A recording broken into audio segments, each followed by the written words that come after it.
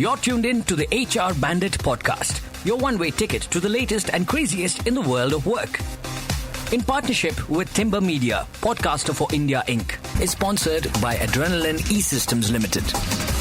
Hey, welcome to a brand new year and to HR Bandit. If this is your first time here, an even bigger welcome from me, your host, Ankita dialing in bright-eyed and bushy-tailed from a very cold Dublin.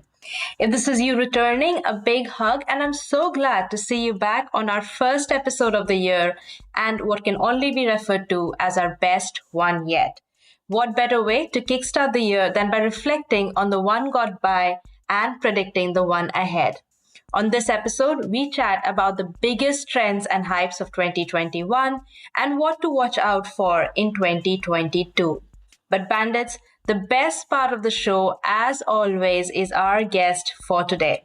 I have to pinch myself, but across the screen from me is the one and only Tim Sackett. There are many reasons why Tim is the best person to kick off our first episode of the year. The first one being that he is 1/3 of the podcast that inspired this one. I'm not ashamed to say that the podcast HR Famous not only got me hooked to podcasts, but helped design this very one that you're listening to. Tim is also the president of HRU Technical Resources, a leading IT and engineering staffing firm. He has 20 years of combined executive and talent acquisition experience, working for Fortune 500 companies in healthcare, retail, dining, and technology. Tim is a highly sought-after speaker on leadership, talent acquisition, and HR execution. He's also a prolific writer in the HR and talent space, writing for Fistful of Talent, which is one of my favorite blogs, if it can be called that, and his own blog, the Tim Sackett Project. Tim, welcome to the show. I am so glad to have you here. And tell me, are you doing dry January? Well, I lasted maybe not even 12 hours. So first of all, thank you for having me. It was a wonderful introduction. My oldest son's birthday is January 1st. So, and he's over 21 here in the States. So we have to celebrate with him. So it's hard to have a dry January when your son's birthday is the first day of January. Well, you could start on 2nd. Yeah. I think moderation January is much better because leading through the holidays, it definitely is over the top, I think. Absolutely. I think it's one of the biggest seasons for all the 0.0s out there. I wouldn't drink them any other time of the year. I have been tempted this month because, yes, I'm doing dry January. I have been successful so far. Almost there. So... I know, I actually, I'm already starting to do like some in-person back like events and stuff. I have to be in San Francisco in a couple of weeks. I have to be in Minneapolis next week. And that's difficult as well, because professionally, when you go to a conference and speak and then people want to go out and have a drink and all that, like it just adds a whole complication to it, right? Absolutely. I was, there was a point of time when I thought I would go off alcohol altogether, and I was looking up who are the celebrities who do not drink, and I was like, if Blake Lively can do it, I can do it, but I'm sorry, I can't. So I get it. Tim, I'm going to jump straight into our topics for today because I do think it's going to be a long, fun conversation, hopefully. So yeah, I'm going to jump straight into our first segment of the show. A lot happened in 2021, including binge drinking, I think, on both of our parts. And we've seen some big headlines over the last 12 months. It began with Gamestop short selling. We saw El Salvador adopt cryptocurrency like no other country. And we ended the year with almost everyone searching the internet for metaverse-related content. Not only that, the world's supply chain broke with a new shortage every week, ranging from semiconductor chips, construction materials, foam, pet food, cream cheese, to even individual Heinz Ketchup packets. There were a lot of breaking headlines in the world of work too. So Tim, what in your opinion was the biggest hype in 2021 that does not need to make its way into 2022? That doesn't need to make it. I think the media, especially in the U.S. market, really went over the top on the work from home thing. Again, I think there's a good part of the population that would love to be able to work from home. And what we know with technology now is that many of us can work from home. But like I saw a recent study from college university graduates of 2021, 98% said they wanted an in-office experience as they start their careers and they start to do that. What I think, so there's this kind of perception that everybody wants to work from home. And that's not the case. I think there's a ton of people that for their own mental health actually want to come to the office and have interactions and have that environment, which is somewhat of a sense of normalcy from pre-pandemic stuff, right? Especially if, it doesn't matter. I keep wanting to say, well, if you have kids and, you want to get away from them or whatever, but it's really anybody. I've talked to so many people who are single and alone in their apartment for months on end and how devastating that is to their mental health. So for me, it's more about flexibility. It's about treating people like adults. If I have a doctor's appointment on Tuesday and I don't really need to be in the office, why would I come into the office, right? But in a traditional kind of work world, we said, no, you have to come to the office and then go to your doctor's appointment and then come back and fight the traffic and have all that stress. And it's like, can we just treat people like adults? Now, for those people who can work from home, want to work from home, that works great for their life. Great. Let's do that as well. That's another level of flexibility for them. But I just wish we would stop all the work from home hype that we have going on, I agree. And I think I've seen the same challenge that you're talking about, where those who are new to the organization especially want to come in because they know that's the best way to build connections, or they don't have the privilege of having a home office. They're in a cooped up space where they sleep in the same place, they eat in the same place, and they're just can we go back to having a nice big desk and all the facilities and a good internet connection and so on. So no, you and I are both doing this from our homes. I can tell, just from our video feeds. And I got pushed out, because I have a new puppy at the house and my wife's home. My son has a half day, and I was in the office and they're like, look, if you're going to record, you got to go down in the basement, and so now I'm in this craft room, surrounded by stickers and tape and scissors, Totally. I understand. Well, I think in my opinion, my biggest hype of 2021 was the 4-day work week. I think we've been discussing this for a decade, if not more. Yeah. But it got maximum airtime last year. And I began this year by reading a Fast Company article that said the tech firm Bolt, they're moving to a 4-day work week. Now, don't get me wrong. I love the concept of a 4-day work week. I would love for it to be normalized. But I think it takes the attention away from why is it that we dislike work so much that it needs to be compressed into 4 days? What does it? I think there's a lot more conversation that needs to happen than just we're going to go to a 4-day work week. So I live in a cold climate in the state of Michigan, and a lot of companies here will do the 4-day work week from June 1st to August 31st because there's such a small window of warm weather, right? So they're like, hey, people want to get out and people want to take their vacation that time anyways. So let's just make it happen. I do think again, I'm a very kind of metric data driven kind of leader in my company. And then we set goals. And I tell people all the time, I don't care if it takes you 20 hours, 40 hours, 60 hours. If you meet your goals, I don't care. So if you want to work a 4-day week, great, kill it, meet your goals. And we have unlimited PTO, so they can do whatever they want from that standpoint, as long as, right, they're meeting their goals. So I think but I agree with you. I think when people just blatantly throw it out there as, oh, everybody should have a 4-day work week, you got to go, wait a minute. Everybody can't be France, stop that, Absolutely. And we've discussed this on the pod on a previous episode in depth also about certain industries have the privilege of moving to it, certain industries can't. So it's I think I would like to see a little less discussion on the whole 4-day work week this year. Do you remember, like, I mean, this is probably, gosh, maybe even 10 years ago, Tim Ferriss had the 4-hour Oh, yes. week? Like, come on. That's not, you can't work a week for 4 hours unless you're like just independently wealthy and maybe you're trading crypto or something. I don't know. I know someone's got to earn the bread. Yeah. Like if he's not doing it, maybe someone else in his family is working more than I know.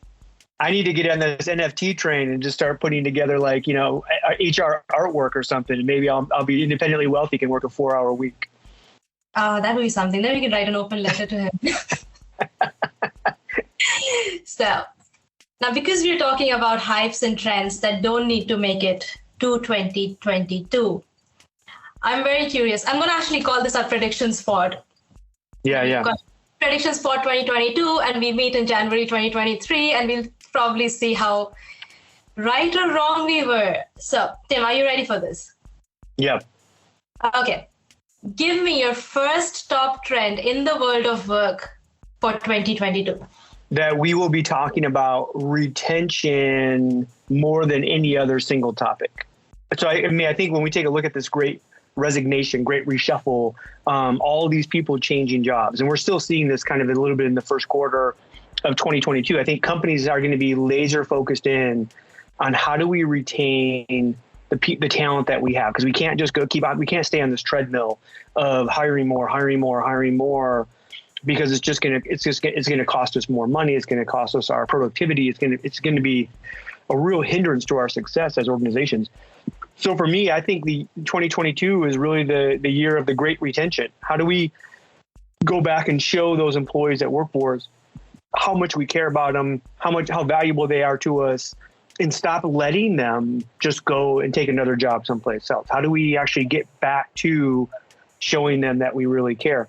And again, some of that could be some of those things we already talked about, adding in flexibility, adding in, more time off for mental health, whatever that might be.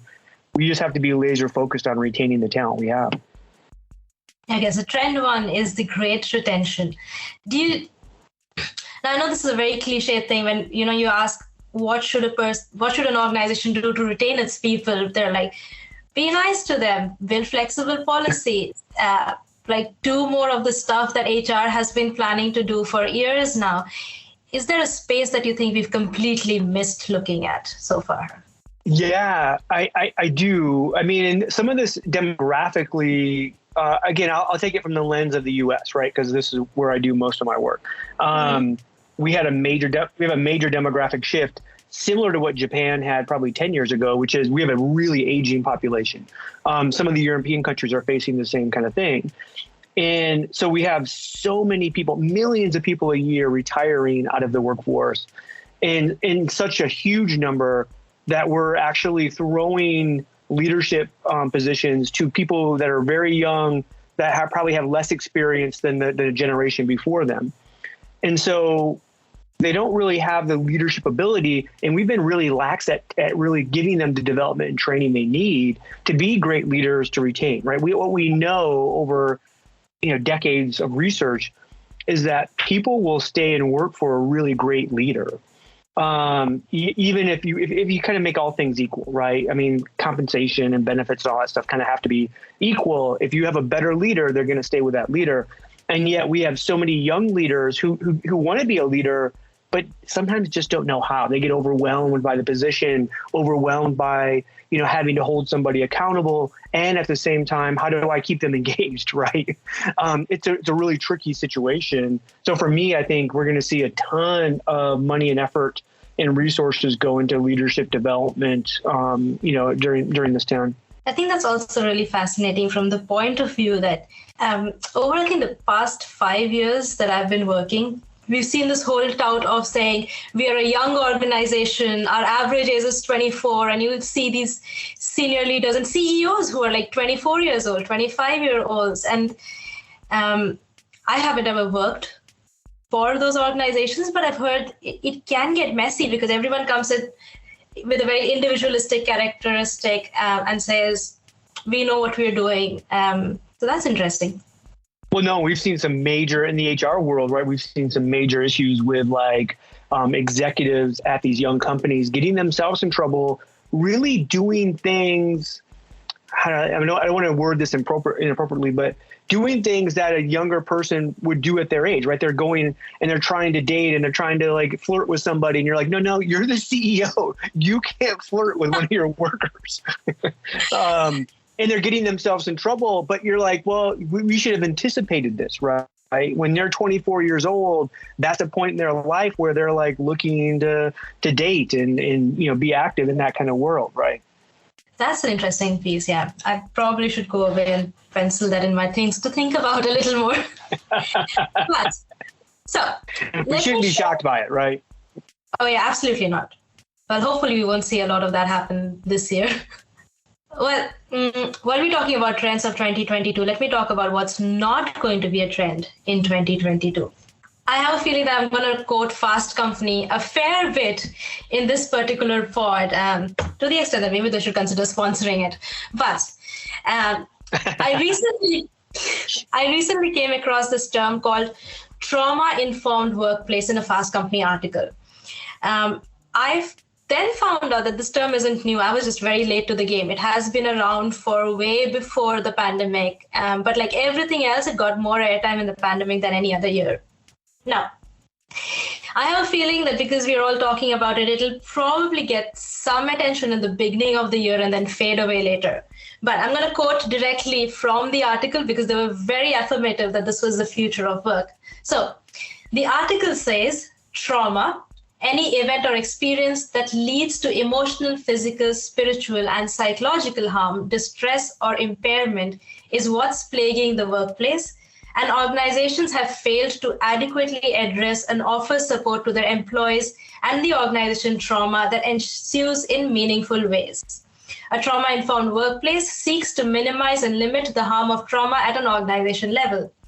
As the world continues to reel from havoc and devastation of COVID-19, organizations are falling short as they implement initiatives and strategies around employee well-being, prioritizing speed over what their employees actually need. We saw companies publicly applaud themselves for giving employees a week off to deal with burnout, despite evidence and research that suggests a week off was essentially ineffective. In a 2018 American Psychological Association survey, more than 2/3 of the 1,500 respondents reported how the mental benefits of vacation disappeared within a few days of returning to the office. 2020 made a lot of people look at their current workplaces and realize that they deserved something that's been long overdue, better. The future of work is trauma-informed workplace, and it's time to give ourselves permission to prioritize the needs of humanity over the workforce. Now that was a mouthful. I'm going to take a break from speaking while you comment on it, Tim. It's interesting. It's a very liberal kind of take on the workforce and trauma. And I'm not saying that this is right. Like I have my grandfather fought in World War II. He had his best friends killed right in front of him. Never once did he talk about that or have it impact him going to work every single day, right? And raising 5 daughters and, as a single income earner, that it was a tough thing. And yet he had this major trauma happen in his life that he just kind of compartmentalized. Again, is that the most healthy thing in the world? No, but he was a successful person. Sometimes I think again, this is the Gen Xer in me coming out. Sometimes I think we're a little soft, especially through this pandemic in terms of this word trauma. Because to me, trauma is something that's like just really, really, really kind of major. And so I go, oh, your boss was mean to you. And there's someone goes, oh my gosh, I have work trauma. And you're like, oh, come on, I want to punch you in the face. Stop it. Like you don't have real work trauma. But that being said, we talk about work-life balance constantly. And I think what we're really talking here is just the next level of work-life balance, where someone says, well, we should be focused on humanity and not the workforce or not work or blah, blah. And I'm like, well, understand, like we work to give ourselves the resources to focus on humanity. Many times we get out of balance. Sometimes we focus too much on work and not enough on our life and our family and all in humanity. Sometimes we're focusing too much on humanity and not enough on work. Like that's a constant give and take, I think, for balance I think that's where I see this as of what happens, I think, was people, again, we go back to this work from home, and people all the time, like I heard this comment the other day where someone said, I no longer go to work, I live at work. And if that's your take and you're working 24/7 because you're working at home, well, yeah, guess what? That you're going to have some trauma from that. Like you have to figure out that balance of saying, how do I work and add that flexibility? And then how do I actually then focus on, my life and balance and everything around it? I agree. I think there's a lot to unpack in that one paragraph. Yeah. I think I agree with the fact that our solutions for mental well-being have at times been like pick from the market, just put in place what's required versus what employees need. Like the whole giving 1 week off to the entire organization, I genuinely don't know how effective it is in the long term. It's great publicity, definitely. I don't know if that does more. But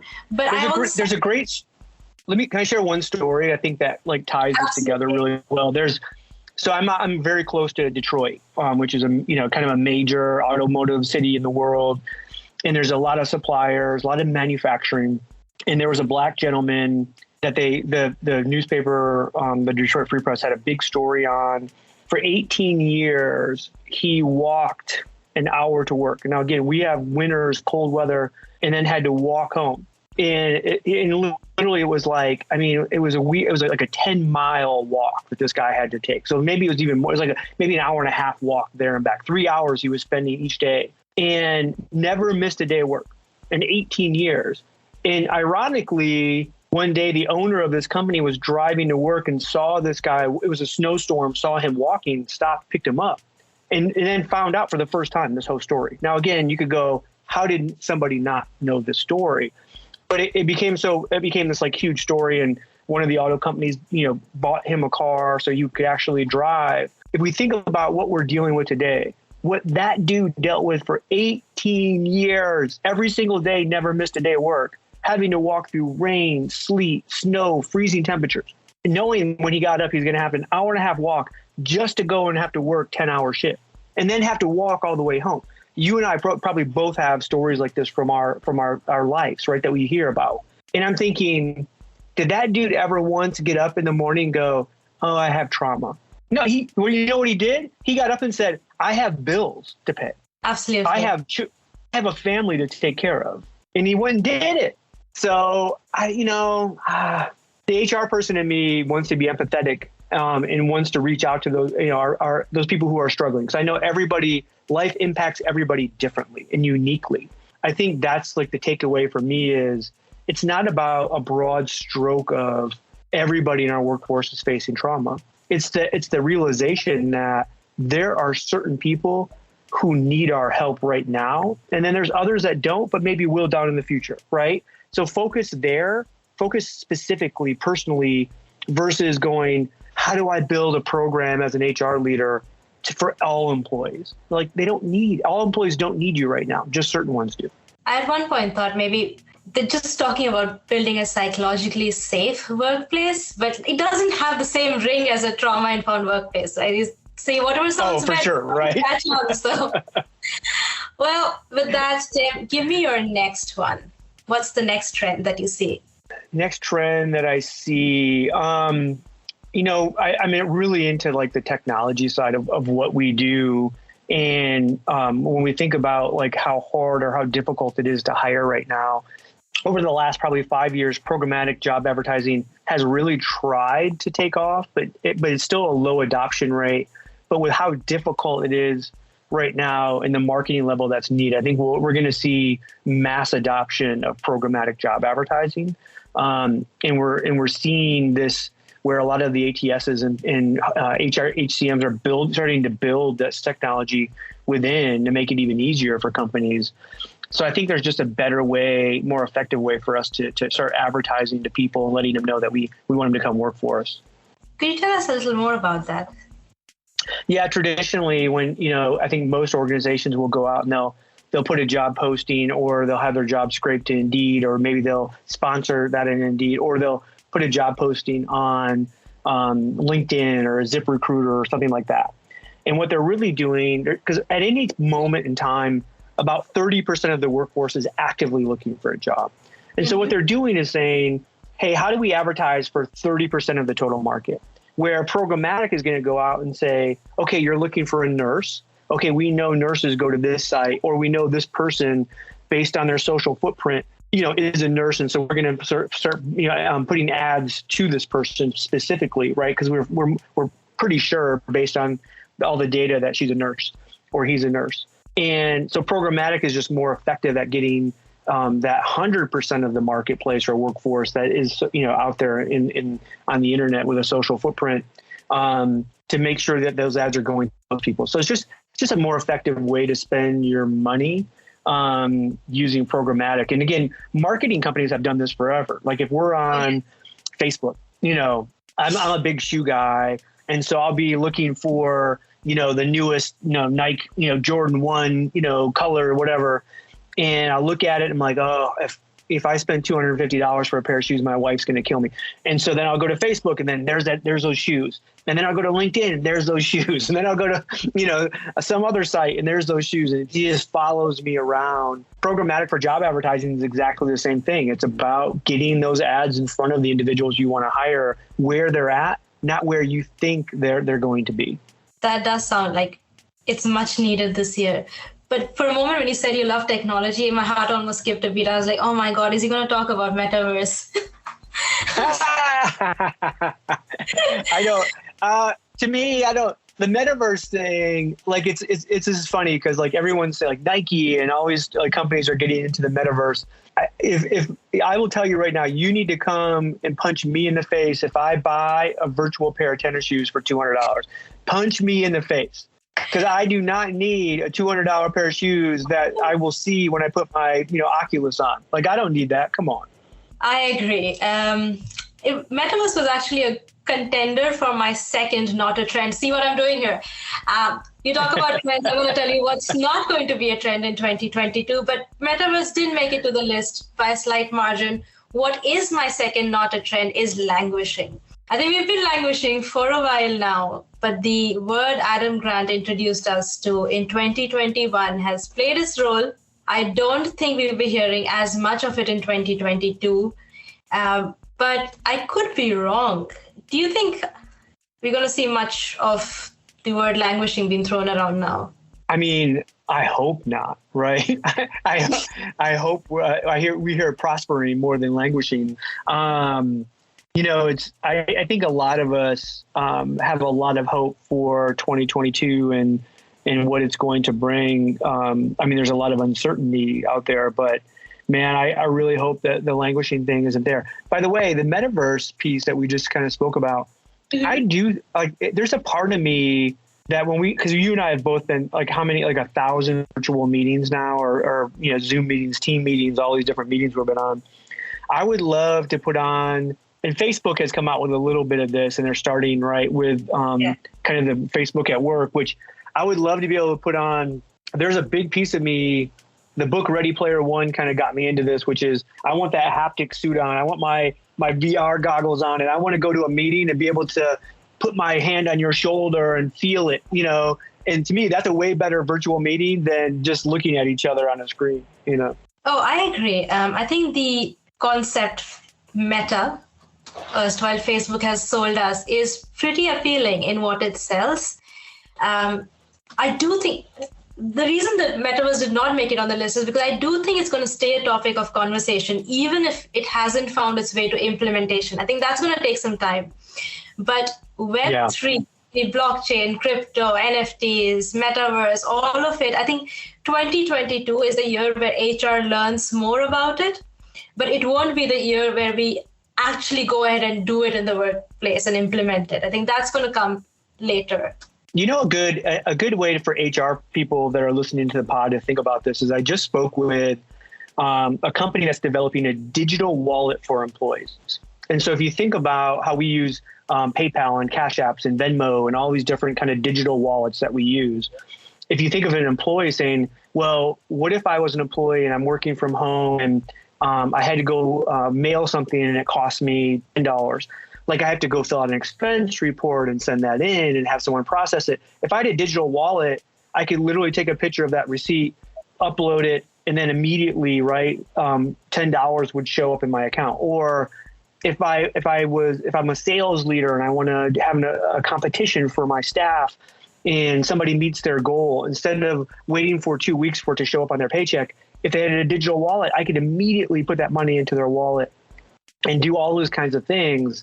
And so I take a look at that kind of the digitalization of workforce that we're doing and saying that those kinds of things, right? It's like the daily pay software, where if I'm a 18-year-old and I'm working at McDonald's and I clock out at 5 o'clock, at 5:01, theoretically, my pay could be in my bank account. That's amazing, right? Absolutely. Those are the kinds of things that I think that HR has to be focused on when we start thinking about blockchain and, you know, kind of all of those kinds of pieces. Or making cryptocurrency a part of your pay. I know, did I get this wrong? Sure. But I think Airbnb is already starting to introduce it as a part of your total compensation structure. Anyway, with that, Tim, give me your last trend for 2022. My last trend, I want to say business travel will start to get back to normal. There's a really up demand. People kept thinking, oh, business conferences will never come back, right? They're always going to be virtual. I do believe that business conferences will have a virtual component where if you and I can't go to the conference because we're ill or because we don't have the resources or whatever, I can go virtually and attend. But what I see is so many people like just so eager to get back out and have some real kind of human connection that I think we're going to see a rebound in the second half of 2022 in business travel in a really, really big way. I'm optimistic about that. I was actually supposed to be in Virginia at the time of us recording this.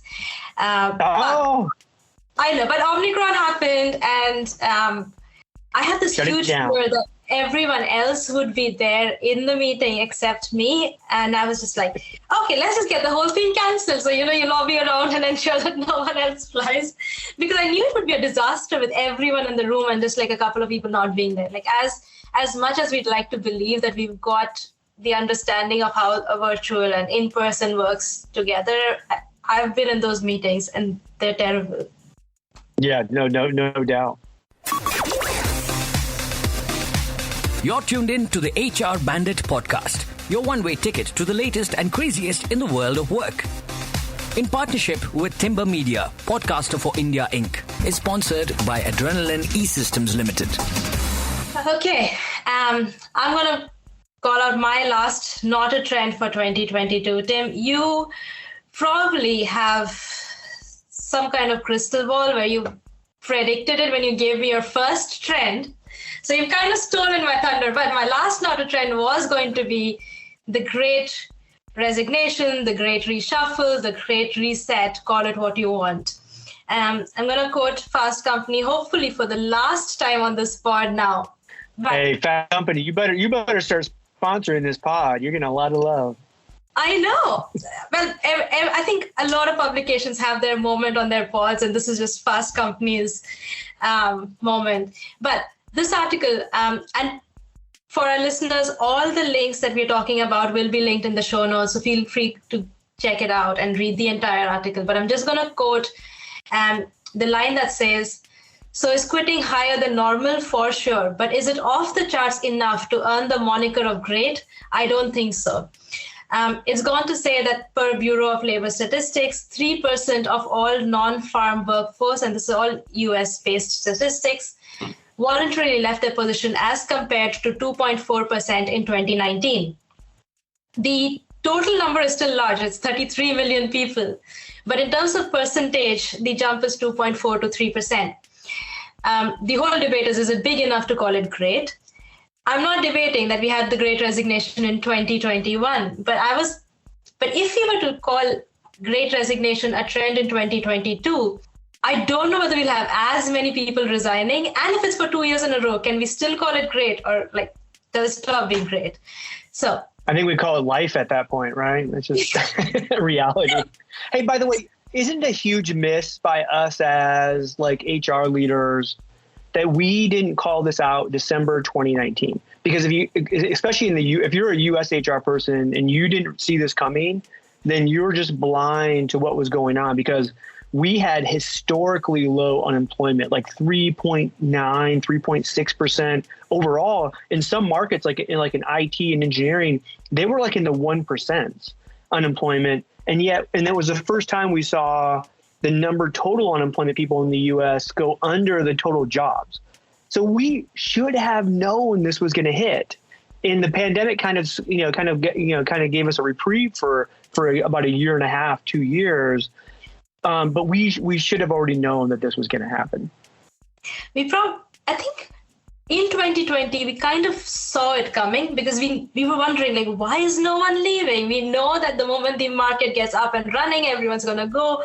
So I think people knew it was coming. They didn't know how to deal with what's coming, at least a certain segment of the HR population. But yeah, I don't know if we'll see the same amount of resignations. I don't know. Do I hope that we do? Do I hope we don't?